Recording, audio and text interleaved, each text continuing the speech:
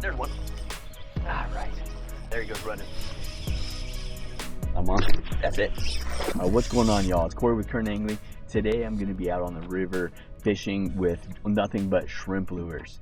And I want to show you guys some different techniques and tips on how to use them. One of the methods is just going to be using a shrimp lure. This right here is the Prawn Stars by zMan. We're going to be using this lure straight to our line, skipping it, bouncing off the bottom, mid-column retrieves, and finesse fishing it. But then we're going to also use the cork rig. So I've got that behind me. You see that cork up in the air, that big orange ball. That definitely has its time and place. There's a lot of scenarios where it's phenomenal. Right now, pretty much off the bat, we have a falling tide. It's kind of a mid-tide falling. It's about 8:30 in the morning, and it's a perfect tide to be using this cork rig.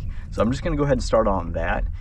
Presenting right in front of me is going to be a current that's moving right on down the grass. I've got docks all around me, and what I'm going to do is I've got about, I don't know what this is, maybe 24 inches of a fluorocarbon between my lure and the cork. I've got my fish, especially my redfish, pretty consolidated to the grass line. I've talked about that in a lot of other videos, fishing parallel with long casts and whatnot.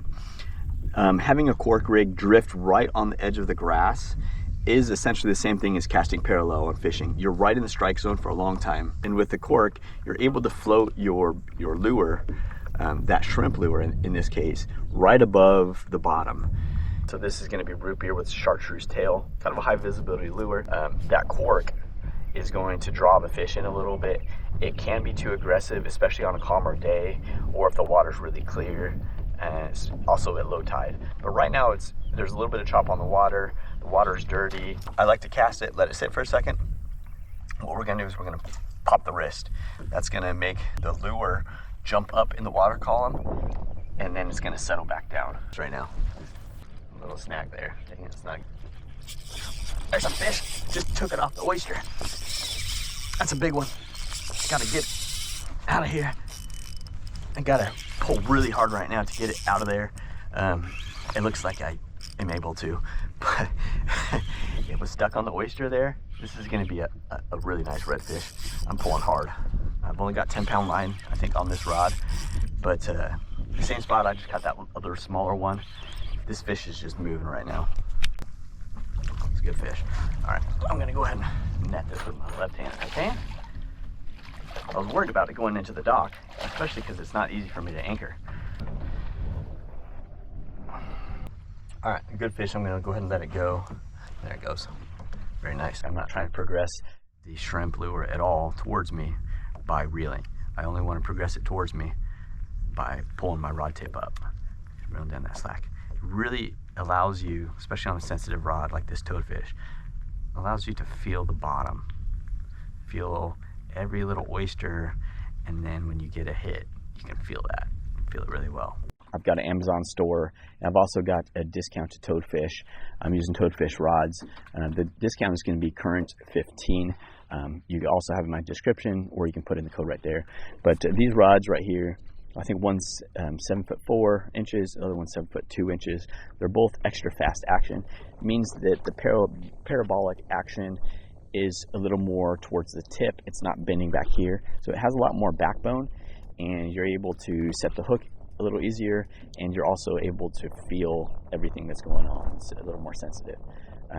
This came in a combo. This is their Elite Series, really kind of put up to abuse so far. If I could pick a time to use a cork rig, it would probably be a little bit of wind, a little bit of chop on the water, more dirty than it is clear, so maybe like 2-3 feet visibility here in the low country. And then I'm going to want current right up on the grass. I want a couple current rips. I want some commotion in the water over a hard bottom. Like, that's where the fish are going to be. So a great thing about a cork rig is if you have your float here and your lure down here, you can control that depth right above your structure so that you're not snagging it, but you're drifting right above in the strike zone. If that current's going right down the grass line over some oyster and stuff, you can cast it up current and give it some pops and let it drift all the way down the bank over the oysters, be in the strike zone the entire length, and you probably get a hit. And if you don't, then you just cast it back up current again and let it do that same float. You can do that with all kinds of different baits, live bait or cut bait or artificial bait. It doesn't matter. If you're still watching this video, I'm actually, this whole time I've been going to an area that I know that there's a school of redfish. Lots of redfish hang out in a certain area at low tide. These fish are all over the place. They're scaring them. There's one. Ah, right. It's a big one. He doesn't know he's hooked yet. A really big one. He's gonna go under my boat. There he goes running. There he goes running.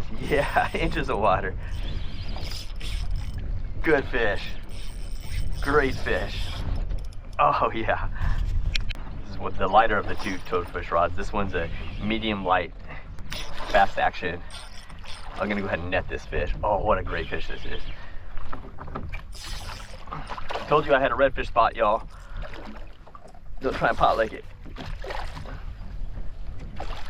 All right, here goes. 1, 2, and 3. Here we go. Back to me and into the net, my friend. Come on, come on, come on, come on. In the net. Woo. All right. Loving it. Never ever is going to get old. I don't care how many times I'm out here catching these inshore fish. The pull and the drag of a fish like that is just phenomenal. Just can't get enough of it. It's just too much fun. That really, right on that lure, you know, without the cork. Look at that fish, y'all. Love fishing here in Charleston. This is September. All right, one thing I really want to point out is this is the same, these two lures I've been using, they don't need to replace. There's no marks on them. There's no missing legs. There's no missing tentacles. It looks pristine, but you've seen me catch fish after fish on this thing.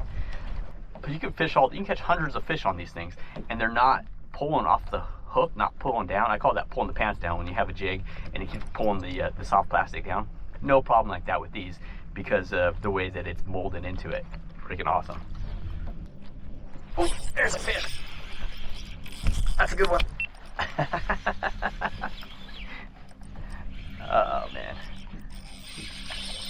Okay, now he knows he's hooked again. Another solid redfish, another overslot.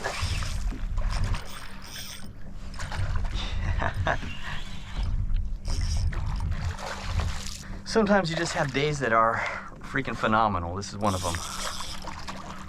After the storm, the fish are eating. See if I can bring it in.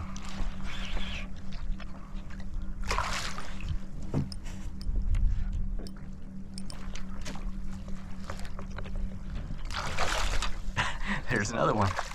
Yes, that's what's up. Y'all check it. Oh, 1-2 punch.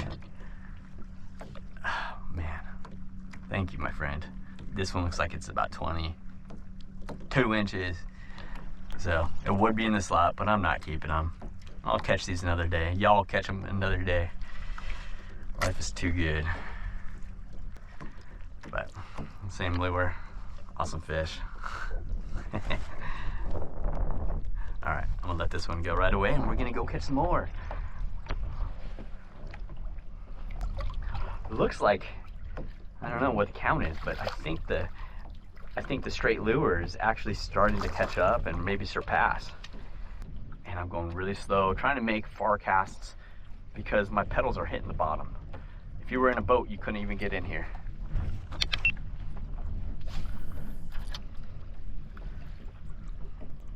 Around this oyster mound here. And it's so shallow, all I'm doing is just slowly reeling it back. I'm not really even bouncing it. There's not a lot of water column to bounce it in out here. I'm just dragging it. It's a muddy bottom around the oysters. So I'm getting up close to the oysters and just dragging it. Right here. Oh, I see the fish. Oh, I'm on. Oh, it just took off. Did you guys see that? That was unreal. They're feeding right here. All these shrimp are jumping around. All these shrimp. I'm on. That's it. Ah, yeah. Yeah.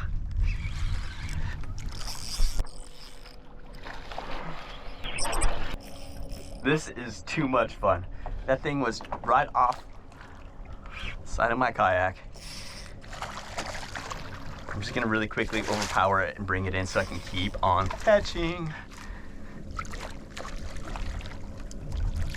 Yes!